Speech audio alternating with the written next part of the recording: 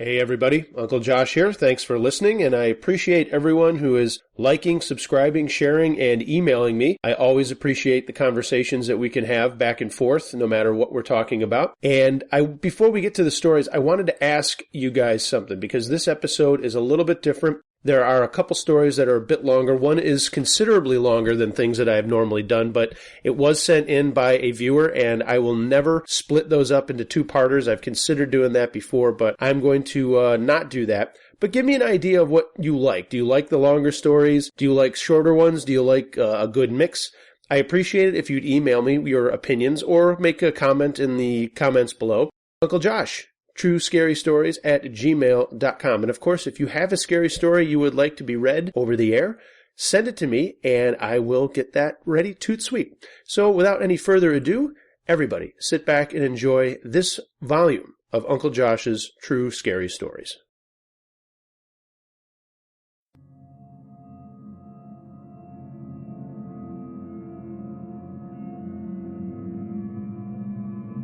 The stories you are about to hear are true. Some names and locations have been changed at the author's discretion. Welcome to Uncle Josh's True Scary Stories.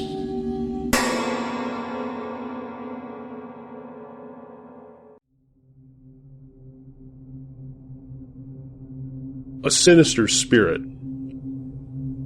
My scariest experiences occurred in my grade school residence in Houston, Texas. Unexplained events happened all the time, like personal items would disappear only to turn up in strange places later.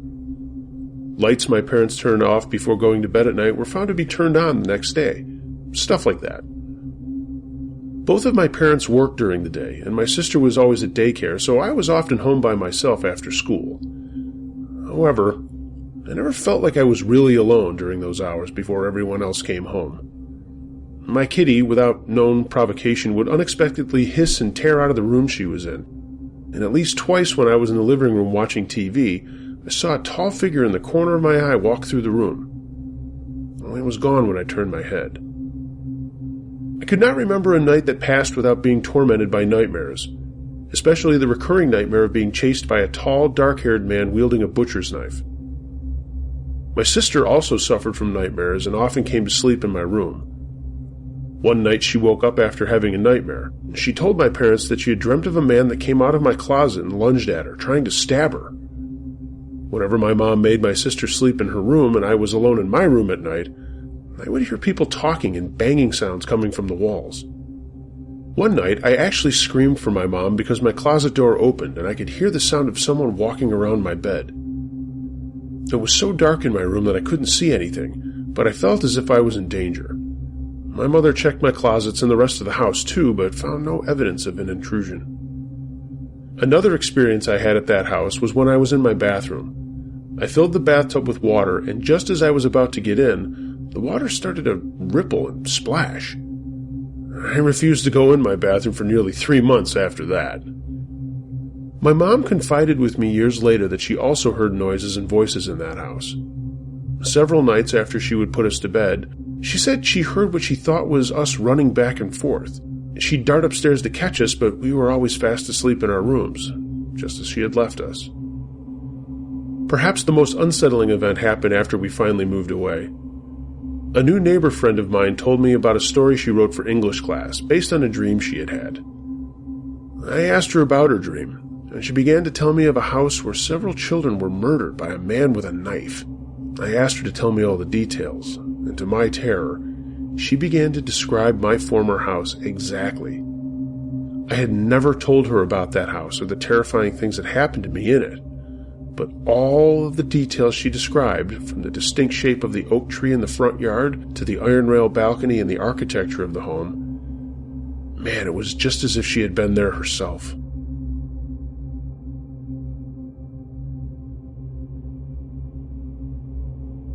Was my high school haunted?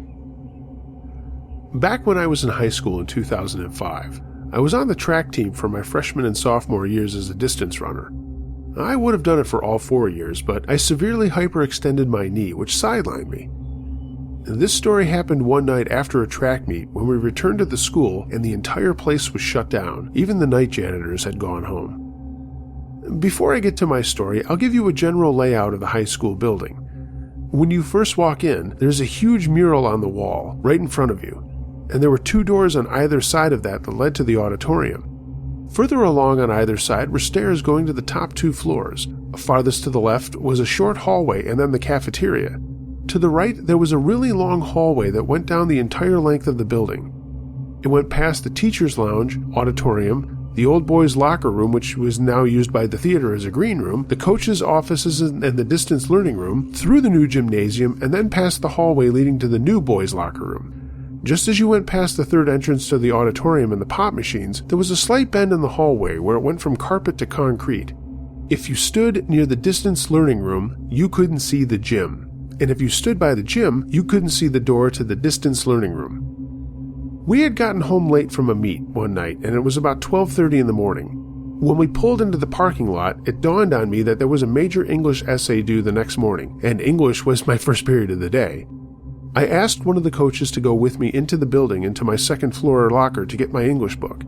He said he would just unlock the door and then lock it behind me so he could get home. When I came out of the building, it would lock behind itself.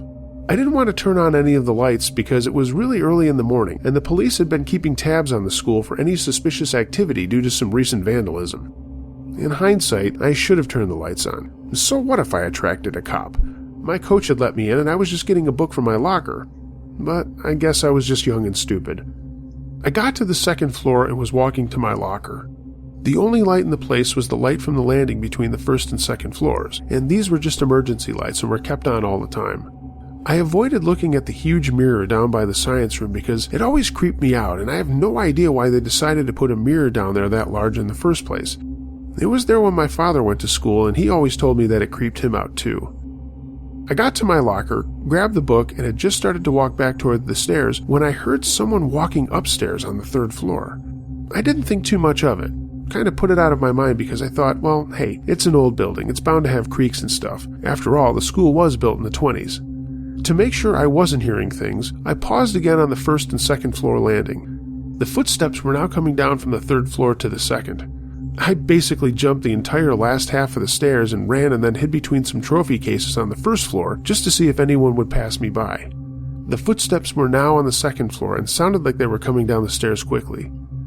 I bolted down the hallway, not stopping to look back, but when I got to the entrance of the new gym, I did pause to listen again.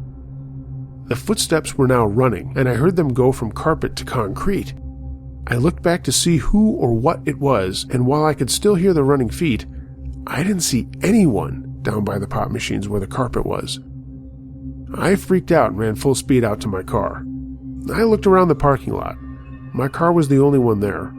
My hands were shaking so much that I threw the book down on the passenger seat and just gripped the steering wheel really hard. My eyes focused on the door to the gym to see if a student or a member of the school staff was coming out. No one did. I waited about 5 to 10 minutes to calm down, and in that time frame, my eyes never left that door. No one came out, and then I drove home. I asked my dad what it could have been, and I told him I had gone in there at about 12:30 in the morning in almost pitch blackness, and he said, "Holy shit, I wouldn't have even done that when I was your age. That place freaked me out at night." Thanks, Dad. The next day, I asked the principal's secretary if anyone was in the building after midnight, and she said that no one was ever in the building past 10 unless there was an emergency. The old high school building has been abandoned since 2008. The town built a new school that merged the 2 towns that the schools consisted of. I don't know who or what was in there that night, but it still creeps me out to drive past my old high school.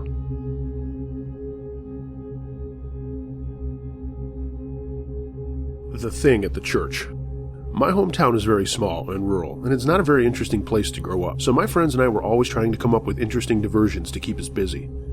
We all had some degree of interest in the paranormal, and living in the South, ghost stories are fairly common, so we decided to see if there was any truth to the tales that we had heard, because we wanted to experience them firsthand. We began our own paranormal investigation group and set out to investigate every tale we had ever heard. When those were exhausted, we sought out new leads, asking older relatives and acquaintances who were native to the area if they had any spook stories. These too were soon investigated, but we were still bored. My younger sister found a map in our house, which was very old, that showed the entire county, as well as a few neighboring ones, and gave the location of churches, firehouses, cemeteries, all kinds of stuff. This was a jackpot, and we immediately began visiting every church and every cemetery, marking them off the map as we progressed, searching for any sign of ghostly habitation. We saw the glowing tombstone, a local attraction that the police tried to keep kids away from.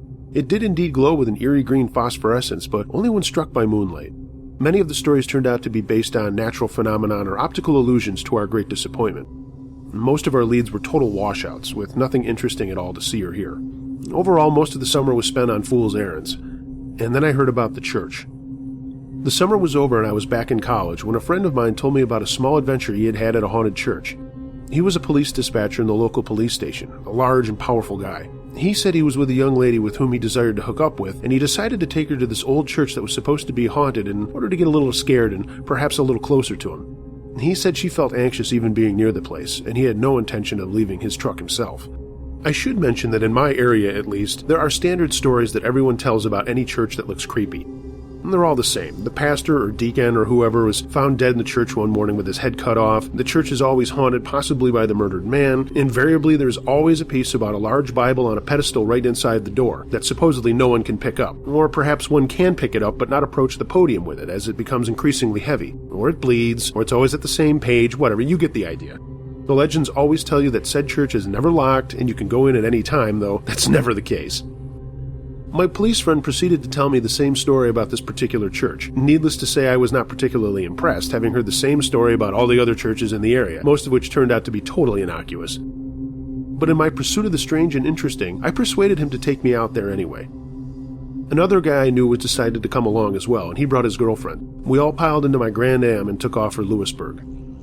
Lewisburg is a small town too. You can pass through it without even noticing it.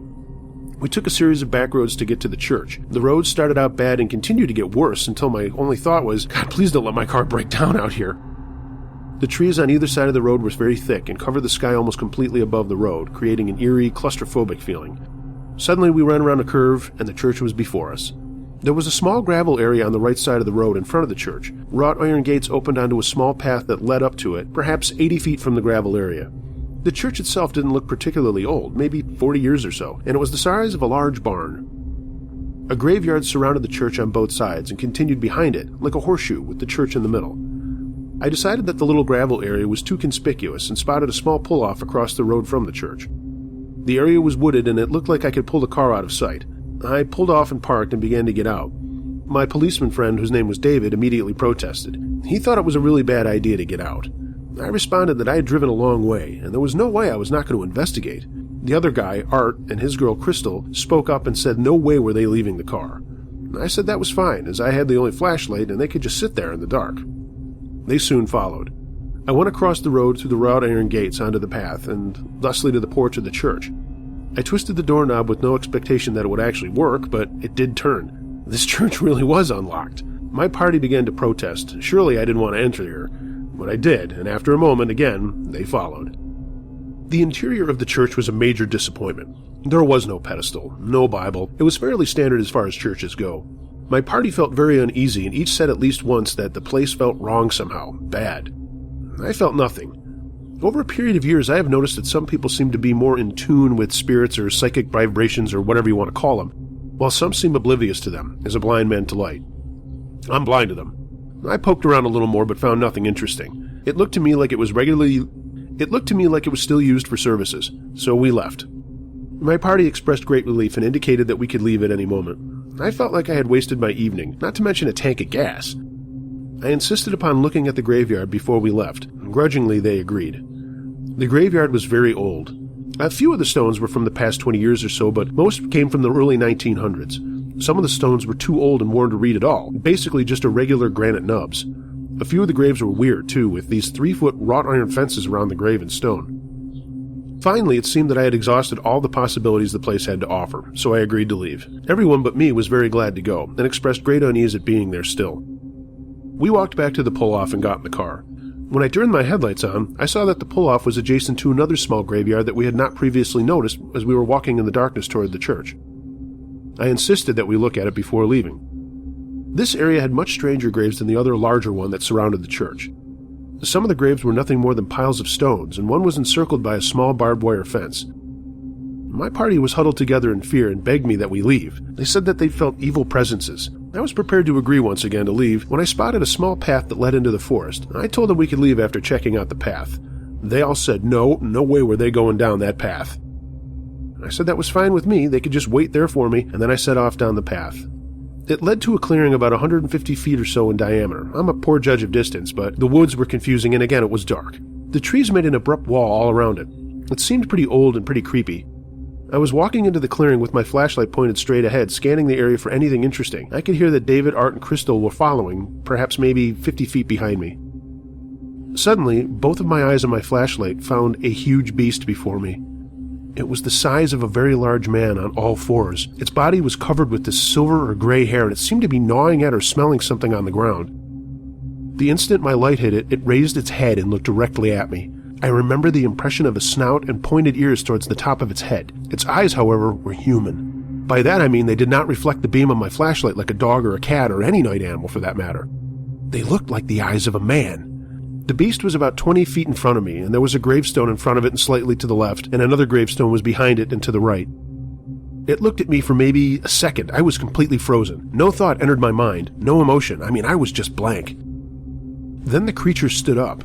It looked about 8 or 9 feet tall and very, very big, and not fat, but lithe and muscular. It turned towards the forest before me and ran into the trees. It moved so fast, I have no words to adequately describe it. It was super nimble, especially for a creature so big. My mind began to thaw out. I had seen, or thought I saw, this beast for about 3 seconds. It's hard to say as the entire encounter was in that molasses slow perception usually reserved for automobile accidents and such, so it seemed like several minutes. My first reaction was that I had imagined, hallucinated, or somehow conjured up this image in front of me. I realized that I had heard and could still hear it making its way through the forest. I could hear the leaves crackling and twigs snapping as something large made its way rapidly away from where I was. David came running up beside me. I wondered if he had seen it for an instant, and then I heard what he was yelling at me as he ran up. "Did you see that fucking thing? Did you see it? Jesus, it was huge!" I asked him to describe what he saw, and he described the creature perfectly. I looked out into the forest, shining my light around pointlessly. For some reason, my instinct was to pursue the creature.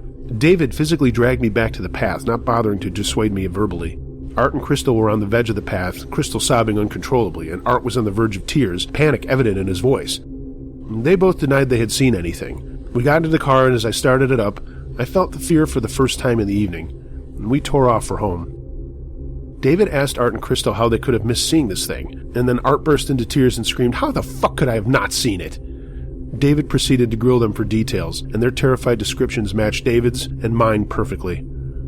Later, at my apartment, I related the story to my roommate. He thoughtfully puffed on his cigarette for a moment and then asked me, "What would you have done if the creature had run toward you?" My blood felt like ice then. For some reason, it had not occurred to me how easily this thing could have ripped me to shreds. Its speed was such that its prey would have little time for action before meeting its demise. A few days later, I saw a friend of mine on campus. We had lunch and I told him my story. I did not tell him where I was or the name of the church, and he said he knew of a place that sounded similar, which he had heard was haunted. He said it was in Lewisburg and proceeded to name the church.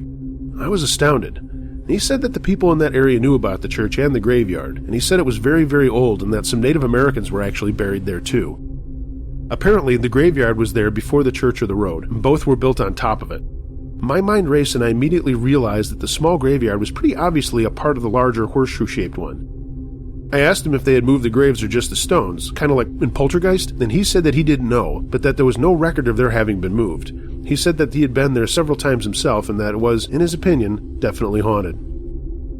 Another friend brought up the creature without me prompting him to. He said that he had seen one himself and that they were known to live in an area that he described, which included the area in which the church was located. He described old logging roads that cut into large sections of virgin forest nearby, and that teenagers used to park along the logging roads to make out, and that a lot of them had seen something really creepy. One of his friends had had a terrifying experience there. The guy was with his girlfriend in his pickup truck and they were having sex. The truck suddenly began to bounce up and down, the back end striking the ground. They stopped what they were doing and looked around in alarm. In the truck bed was a large brown beast that sounded much like the creature I had seen. It was jumping up and down in the bed, its arms dangling like a gorilla. They both began to scream in terror, incapable of action. The creature seemed to grow bored of the game in a minute or two and leapt out of the truck bed. It darted across the road and into the forest at amazing speed. The pair left the area post-haste. I have personally visited this church on 7 or so occasions, and I have never failed to experience supernatural occurrences of some kind. I have deliberately omitted the name or exact location of the church, as the police are already upset that I and my friends visit. We have spoken with them several times, and they realize that we mean no harm and are not damaging any property in any way, but the land is on public property, and they have acknowledged that they have no actual right to prevent us from being there. I wonder if the police are aware of what goes on there. I suspect they do.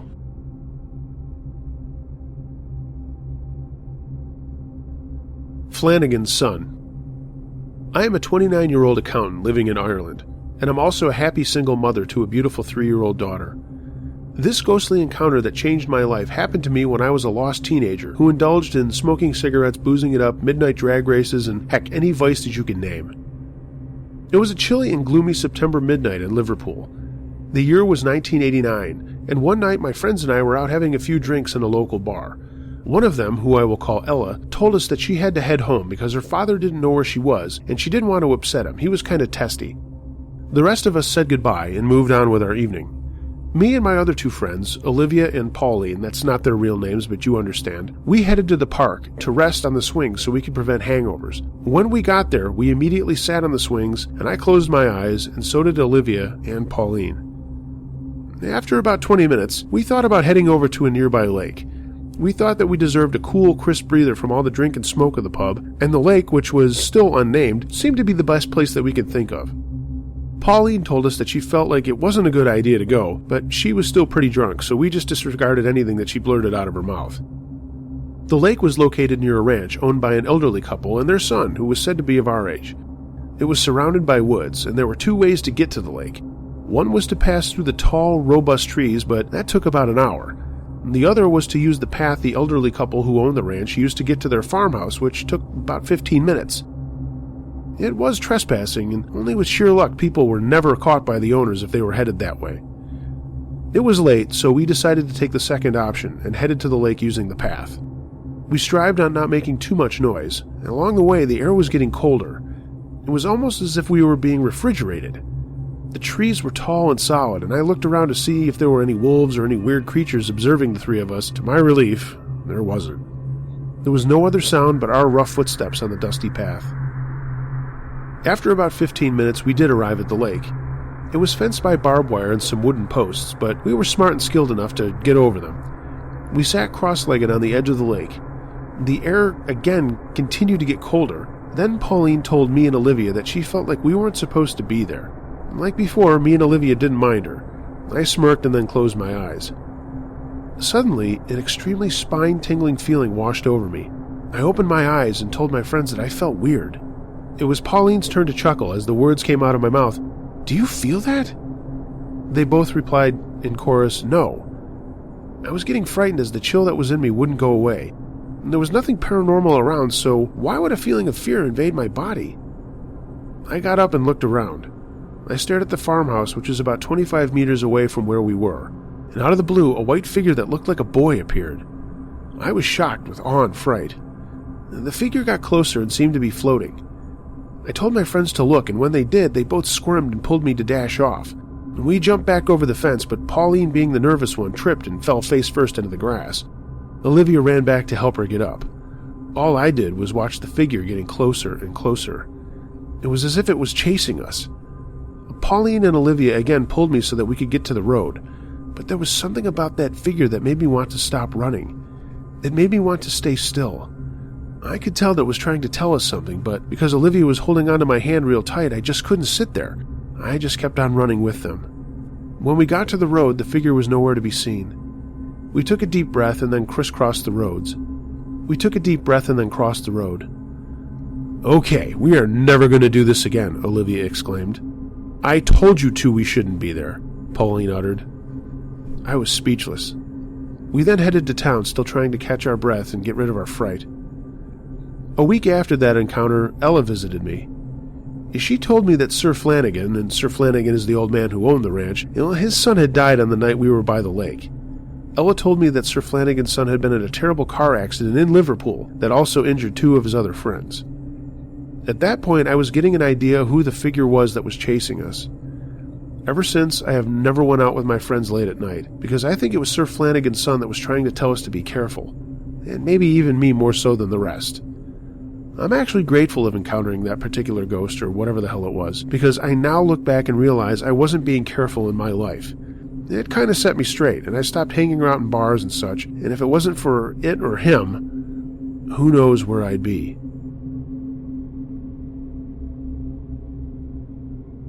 Helen's Bridge.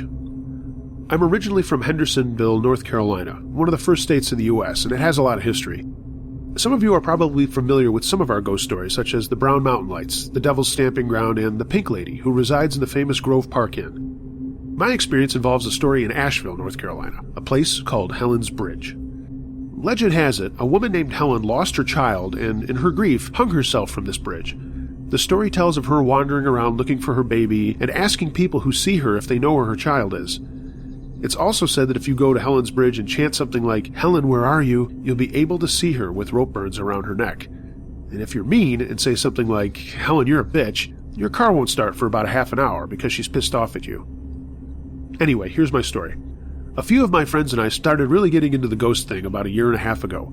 We were looking for groups to join and researched the International Ghost Hunter Society, but realized it was quite expensive to join, so we just decided to go down the amateur route. We read as much as we could about our local stories and happened upon Helen's Bridge. The story intrigued us and we got excited, and it wasn't too far away, so we went up there. The bridge itself is about 50 or so feet above the road on top of a large hill right outside of downtown Asheville. It's an older bridge using concrete and large stones, and pretty intimidating. Upon reaching the site, we saw a metal guard barrier blocking access to the bridge. Being teenagers, we gave no regard as to why it was there, so we parked our vehicle about 100 yards away on a poorly lit side street just to avoid the cops if they would come out. It was about 1:30 a.m., so we figured it would be okay and we would get away with whatever we were going to get away with. When we got back to things, the scene was deathly quiet. The bridge itself is only about 20 or so feet long, not very big by today's standards. There were 5 of us that night. Myself, Larry, Andy, Mark, and Cody. Andy and I ventured onto the bridge and recited what we thought to be correct. Nothing happened, so we decided to actually cross the bridge. As we did, an old truck passed by, going in the direction of where we had parked. The strange thing about this was, the truck had to go under the bridge to get where we were, and as quiet as it was, you'd think we would have heard it. After looking at each other in some disbelief, Andy and I continued across the bridge. When we got to the other side, we saw a massive wall of chain link fence. Apparently, somebody didn't want anybody to get in there. Ever the adventurists, we walked along the edge of the fence until we found an opening. Going through it, we happened upon a road that ultimately led to nowhere except a funny-looking house. It had only one window, a garage door on the bottom and one door at the top. Feeling that nothing else would be discovered for the night, we turned back and started to leave. As we were crossing the bridge, I got this weird feeling, so I tapped Andy's shoulder, and we turned and looked back at the way we had just come. There was nothing there, so I just started walking back again, and I noticed it was exceptionally clear and the stars were out really bright. And then the incident occurred. There were some lights in between the tree branches, 4 altogether. Then the lights split into pairs and started to jump to different heights in the tree sporadically. This caused us to freak out a little bit. I started to back up when one of the set of lights came immediately down to my level and then just disappeared. I turned around when I heard a very distinct sound of wind, except the wind was not blowing.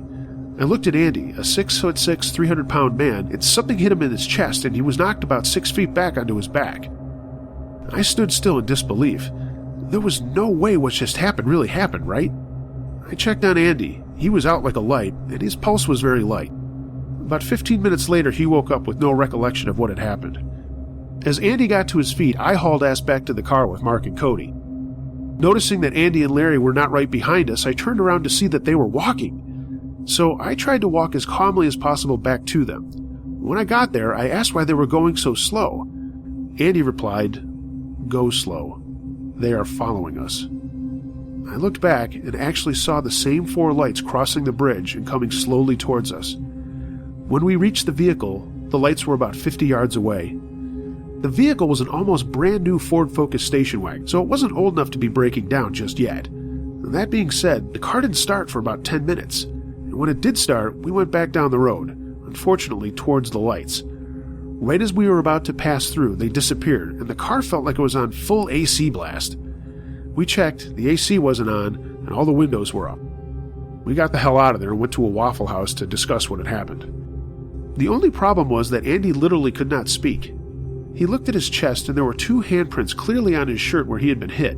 After that happened, I quit my pursuit of ghosts, but Andy and Larry pressed on and had an experience in a local cemetery. Anyway, that's my story. It has helped me have a better understanding and to not piss off the Spectre, not like I'll ever be going back there anyway. I hope in some way can help you too. If you are ever in Asheville, North Carolina, ask around and you'll get more stories about Helen's Bridge.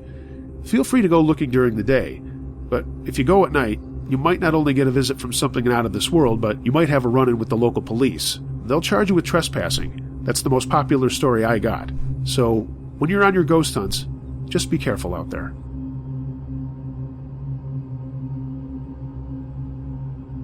My Haunted House. Submitted by Phil J. I'm now 53 years old, but back in '97 I was just getting over a nasty divorce and decided to move back to North Carolina from California. I spoke to my sister, who still lived in our hometown, and she suggested I talk with her husband Steve about his rental house. I remember that at the time he was very enthusiastic about my renting his house and gave me an absurdly low monthly rate for the place. He explained that the house was originally built in 1910, which immediately gave me pause, as the place was likely to be an old dump. He must have sensed my hesitation, because he quickly began listing all the renovations that he had made to the place in the last few years, and assured me that anything that I found not to my liking, he could quickly fix. He explained that he was having a bit of trouble keeping it rented because, while the house itself was nice, the neighborhood was a bit seedy, and former tenants had complained about people somehow entering the house while they were gone at work. He told me that they had now installed new locks as well as an alarm system, so intrusions were a thing of the past. Also, there was a small unattached guest house on the property, freshly renovated, that was now occupied by a friend of his named Jake, who would keep an eye on my place as well. Additionally, he would waive the first month's rent since I was family. It sounded like a pretty good deal, and I thanked him and accepted. With cash being tight and still needing to land a job once I arrived, I was very grateful for this help. 2 weeks later, I packed up my van and hit the road cross-country. A few uneventful days later, I pulled up to my sister's house and had a nice homecoming. It was December, and being spoiled by West Coast weather, I had forgotten about wintertime, so my first priority was getting a good winter coat as well as some basic household items that I could not bring in the van. Fortunately, my sister donated a bed as well as a dining room table, so a round of shopping got the rest of the things I needed. After shopping with my sister, it was late in the afternoon when we set out in my van to offload it into my new home. The street the house was on was an oddity to me. When we first turned onto the street close to my sister's address, the area was bright and clean, but the closer we got to my new home, the more gloomy it became. Even before pulling up to the house, you could tell from a distance that it was quite a large 2-story affair.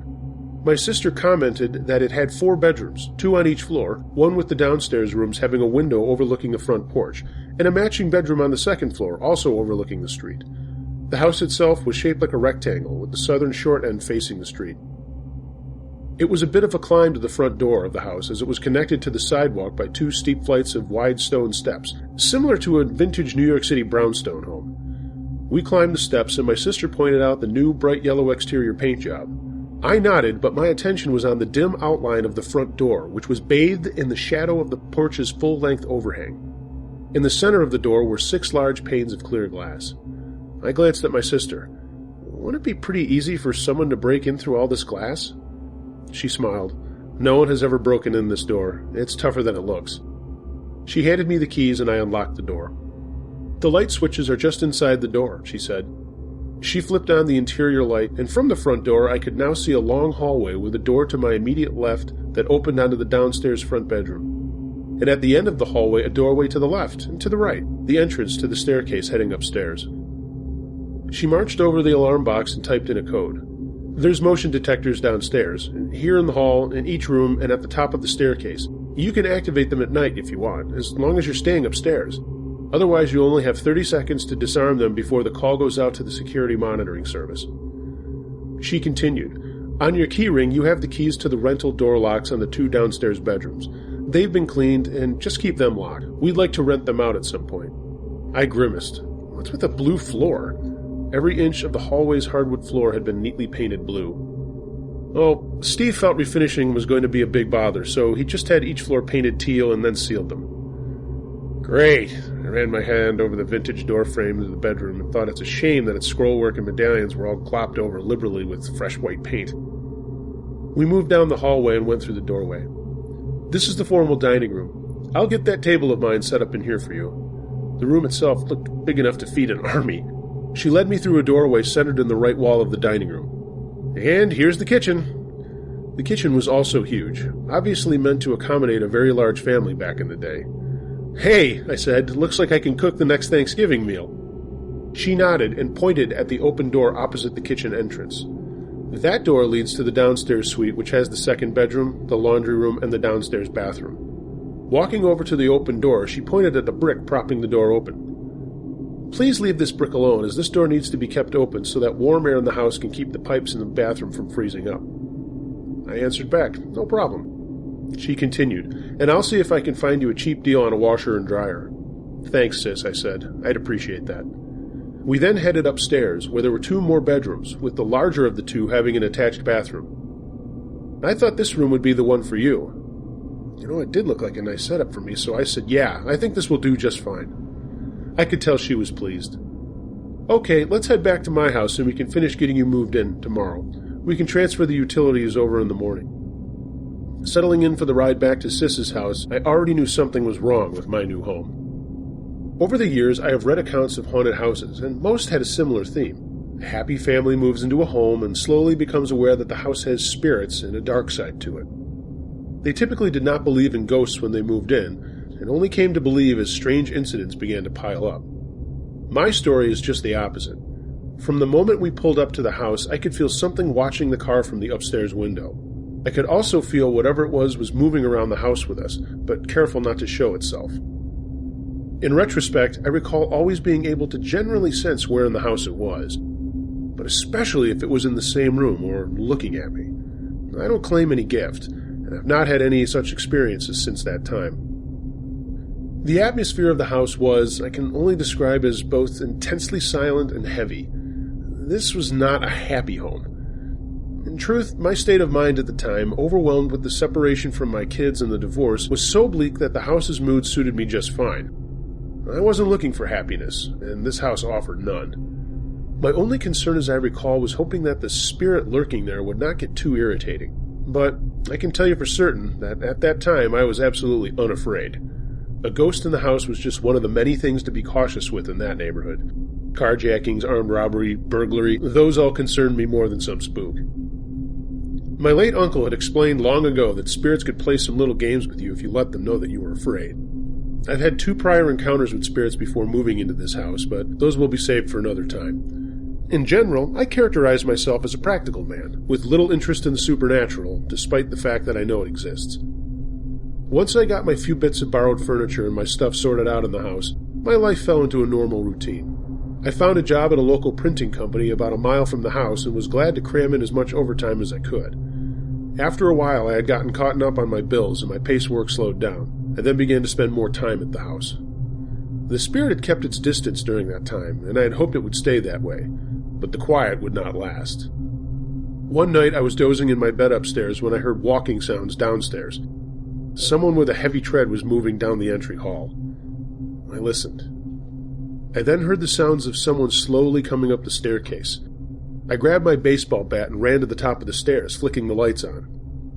The stairs were empty, but I could sense this thing about halfway down the staircase. I stared at its location. I was scared furious. Look, I don't care who you are, I said. Just stop this stomping around and quit trying to screw with me. We both live here, and I could care less about your sad story, so just leave me alone. With that, I went back into my bedroom and slammed the door. It was quiet the rest of the night, and I remember when the sun came up having a smug sense of victory. I would only later realize how wrong I was. Now that the cat was out of the bag and it knew that I could sense its location, it began playing some games to get to me indirectly. 1. The brick. It became almost a daily occurrence to come home only to find the brick that had held open the door to the downstairs suite moved to the center of the kitchen, and the door to the suite was closed. It caused me to constantly worry about the pipes during the wintertime, and anything else I propped the door open with simply joined the brick in the middle of the kitchen. This never occurred when I was home for the day, only when I was away at work.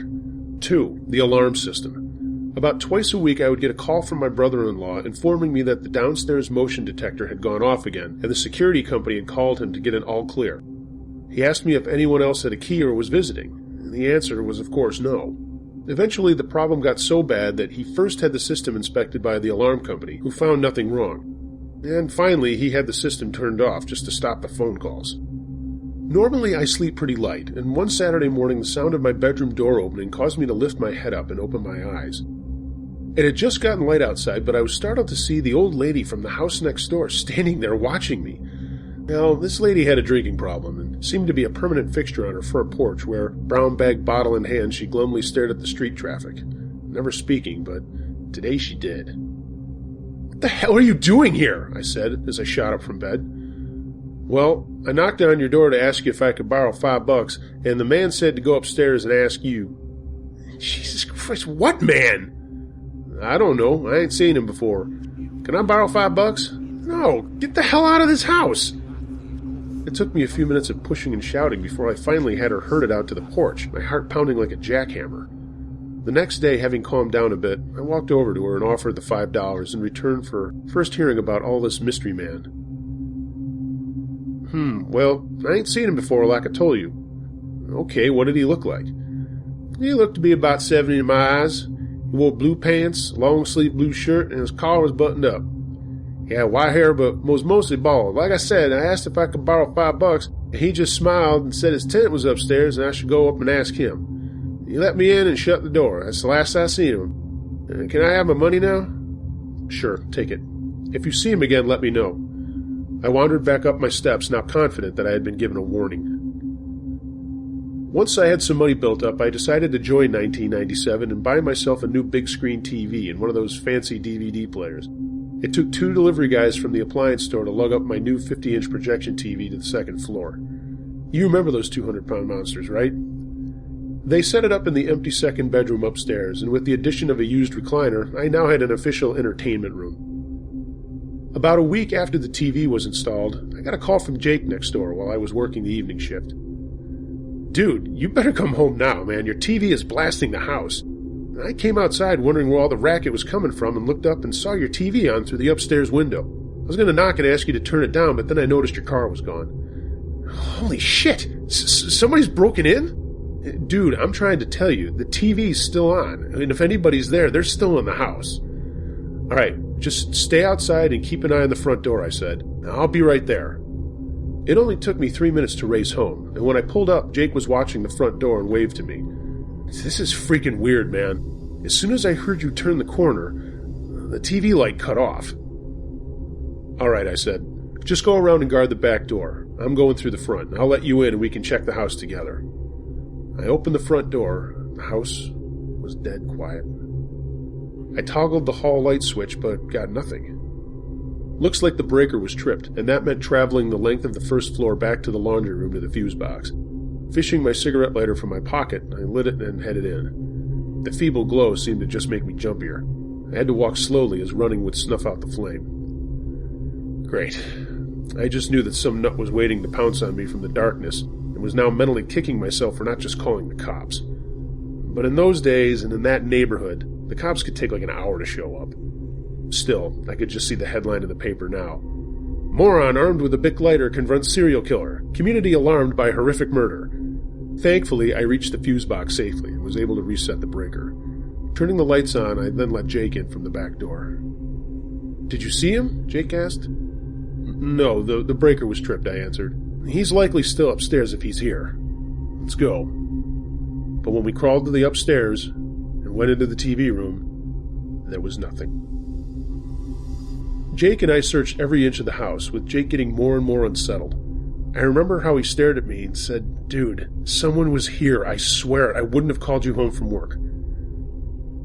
"Well," I responded, "they're gone now. Maybe slipped out a window." Jake didn't look convinced, and neither was I.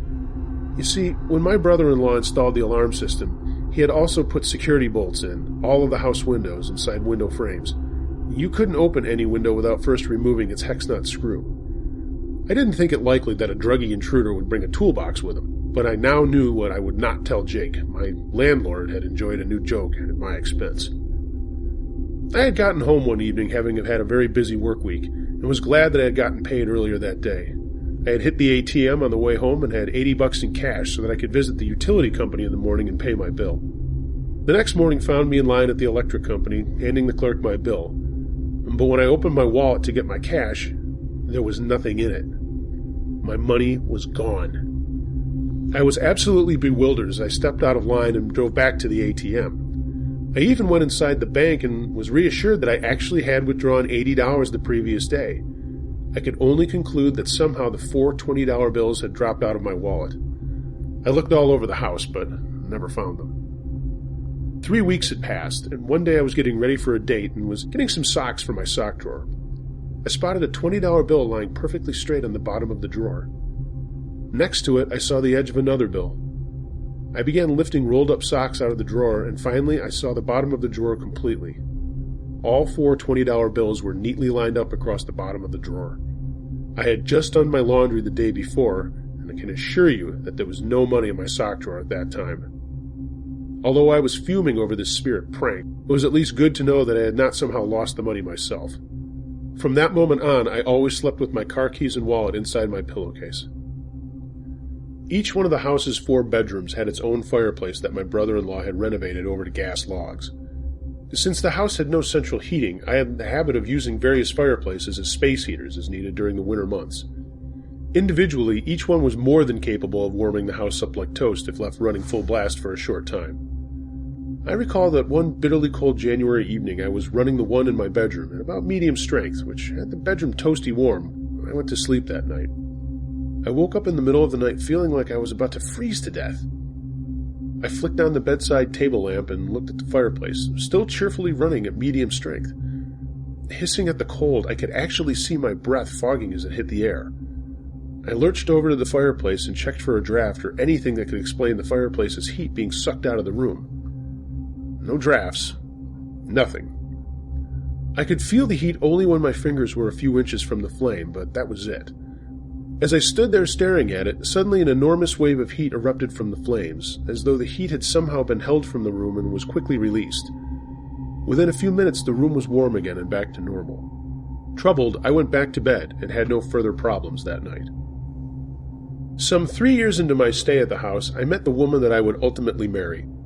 My girlfriend visited the house a number of times, but always preferred my coming over to her place, as she said my house made her feel a bit uneasy. I stayed silent on the subject and happily went to her house instead. Then came the time when we decided to move in together. We decided that a new apartment was in order, one that was centrally located to both our jobs. The only catch was that the lease to her current apartment was coming up for renewal, and I could not get out of my lease until the end of the following month. The bottom line was that her household would have to go into storage for a few weeks, and she would have to move in with me during that time. We could then move into the new apartment together. She was certainly not happy with spending any time at my house. She didn't see anything, but confided that she had always had the feeling when alone that the house was staring at her. She typically arrived home about an hour before me in the afternoon, so one day, about a week before we were due to move, I was surprised to come home only to find her sitting in her car out at the curb. I knocked on her window, and she hurriedly wiped her eyes and stepped out to hug me.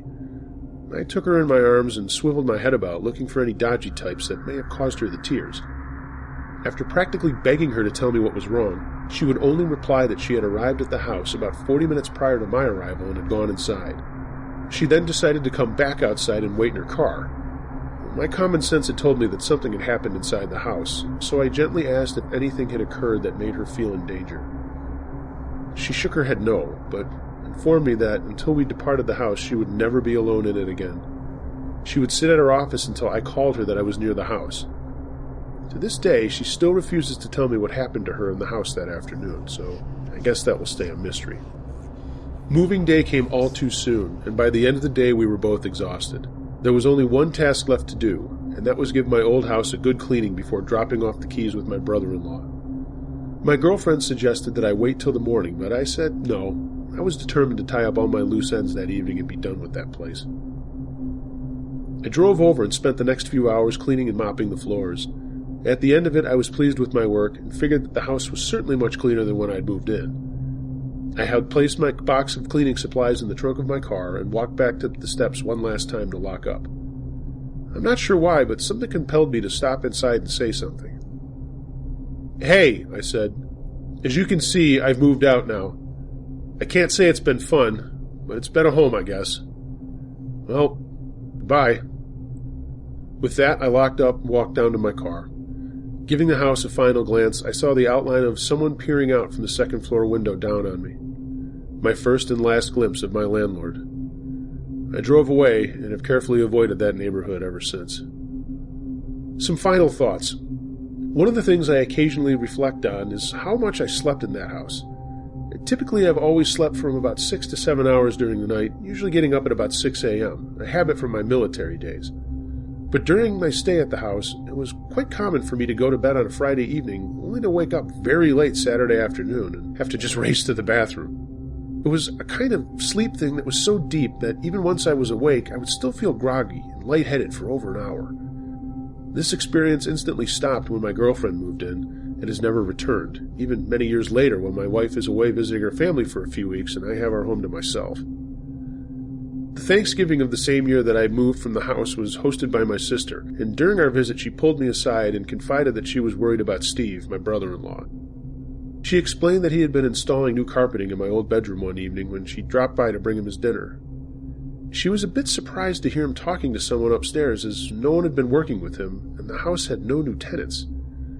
She called out a greeting and headed upstairs, dinner in hand, glad that she had brought a lot of food, as it looked like Steve would have a helper to feed as well. But when she walked into the bedroom, Steve was working quietly by himself. He denied that there was anyone else around, and was equally convinced that my sister was imagining him talking to someone. I told her that I thought Steve was fine, and that she should persuade him to sell the place, as too many weird things had happened there. She looked at me in the eye and directly asked me if the place was haunted. For some reason, I don't know why, I lied and said no, of course not. It's just that the house was a bit old and creepy. To this day, I'm not sure why I could never tell them about that place. She did speak with him, and within a month, he had it sold to a family moving down from Michigan. Last year, out of curiosity, I checked the public records of the house and saw that it had been on and off the market 6 times since I had moved out. The house's sales follow a pattern. Off the market for 2 years, then back up for sale. Not one buyer managed to stay as long as I did. A dubious achievement at best. A Creeper Stalking Us.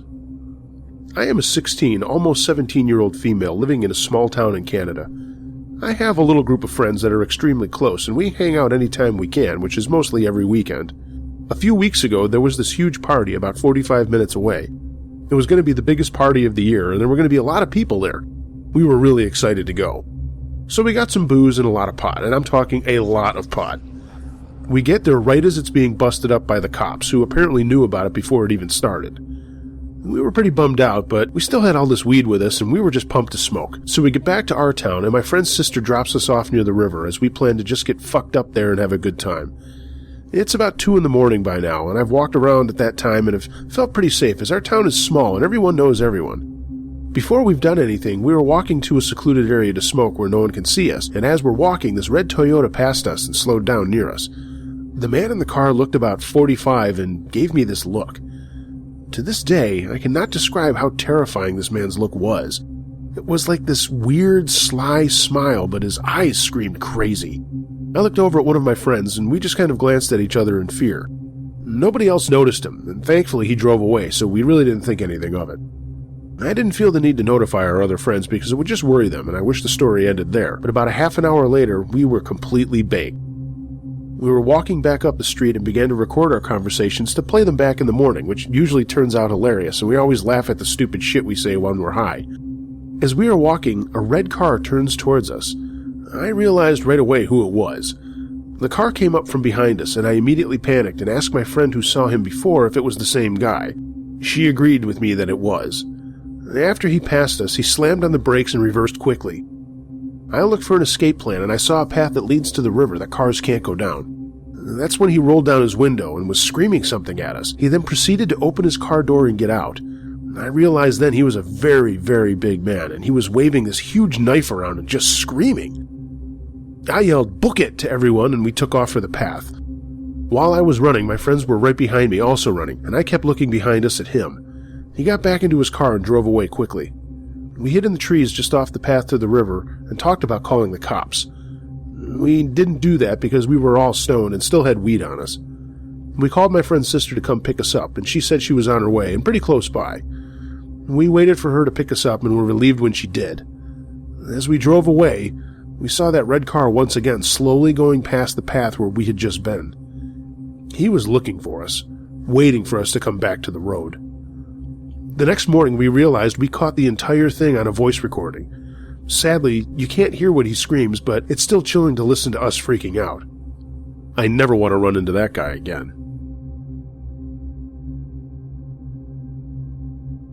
The house in Red Lodge. Back in 1990, when my husband and I got married, we moved to a little town in Montana called Red Lodge. The town was founded back in the 1850s by immigrant settlers, but the Crow Indians had lived there long before. It's called Red Lodge because when the Crow tribe lived there, the red teepee or lodge was where you could find the medicine man. When we moved there, the population was less than 2,000, and it's the only town for miles and miles in any direction. So we needed a house to rent. We went to a realtor, and she took us to this house that used to be a duplex, but it had been combined and they were renting it as a single home. We walked over the threshold, and I immediately knew that this house had a ghostly resident.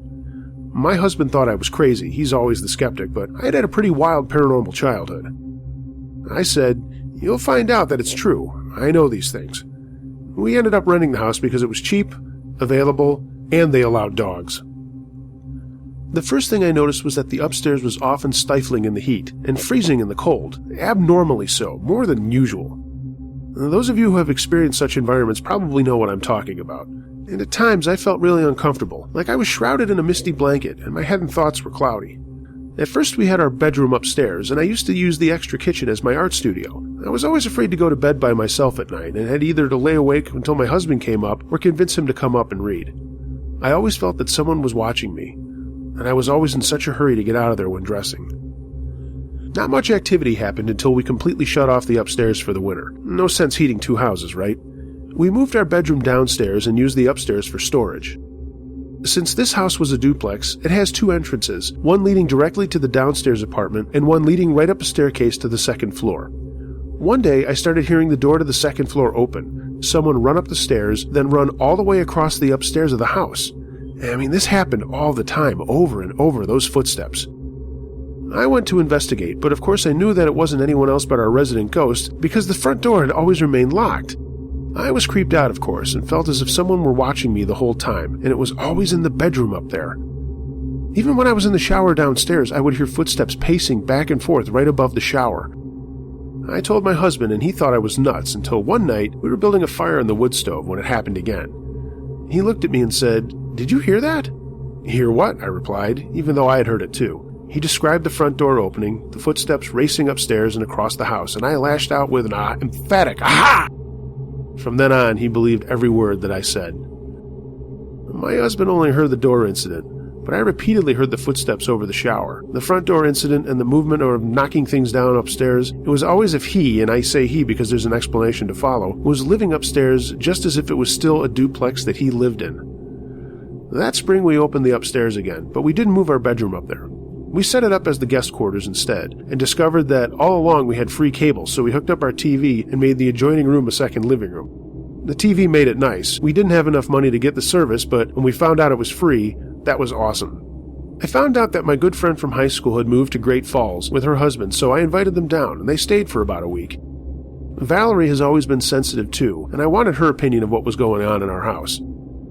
I never told her anything because I wanted to see what she came up with on her own. As soon as she arrived and set herself up in the guest room, she instantly knew that someone was watching her. She thought nothing of it until one night she came running downstairs, freaked out, and refused to go back upstairs. She left her husband sleeping. She proceeded to explain that she had seen a tall shadow on the wall and had sensed that it was a man looking at her. She said she could feel him staring at her while she was getting ready for bed. Then she said she could feel him in bed between her and her husband, and it was feeling her face. That's when she freaked out and came downstairs. She said she knew it wasn't going to hurt her, but all the same it was a strange feeling. She slept on the couch the rest of her stay. The last incident that happened before we moved to California happened one night while we were upstairs watching TV. It was a warm summer evening, so we had all of the windows open. Now, I mentioned this is an old house. It was built at the turn of the century, so it had all those old-fashioned windows that were on pulley systems. More than half of them were broken, and you had to prop them open with pieces of wood. There was no breeze blowing, and everything just seemed to be average. When my husband was home, I never felt as strange as I did when he wasn't, but this evening I still felt as if I was being watched. Jim went into the bathroom, and I was still watching TV when all of a sudden we heard a loud boom, as if every window had fallen at once, or as if someone had thrown an M80 through a window. Jim came running out of the bathroom, and we both looked at each other puzzled. We then thought it was just a window or two, but like I said, there was no breeze, and upon inspection, all windows were just as they had been. None of them had fallen shut. Jim hadn't quite finished, so he went back into the bathroom, and I sat down to watch TV. And that's when I felt him come toward me, and he touched me across the left side of my face, then down my neck, and the feeling was gone. My entire body tingled. I told Jim what had just happened, and we were both pretty stunned by the whole thing. A few sidebar tidbits on the history of the house. I'd mentioned that it was built at the turn of the century. When you walked in the house, because it had been turned into a duplex, you could see where the old stairs were, and where they remodeled things and covered up windows that used to be there. And also, we were told, just about a month before we moved in, a family had lived upstairs, and the youngest son was so abused by his father that he almost died in the house. They rushed him to the hospital, where he did later die. There were crayon marks all over the upstairs wall. You could still see through the paint that the owners used to try and cover it, which was creepy since I knew about the kid. I don't know about any other history, but as you know, both my friend and I thought it was male. She thought it was a grown man, but I could never tell.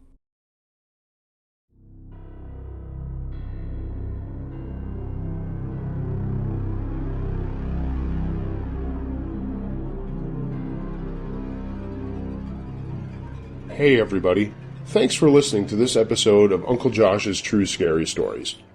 If you have a true scary story that you would like to be featured, please send it to unclejoshtruescarystories@gmail.com. Be sure to add a title, remove any names of people that you do not want to be broadcast, and also a quick note of consent giving me your permission to read your story over the air. Thanks so much again. Please like, share, and subscribe, and I'll see you next time for more true scary stories from Uncle Josh.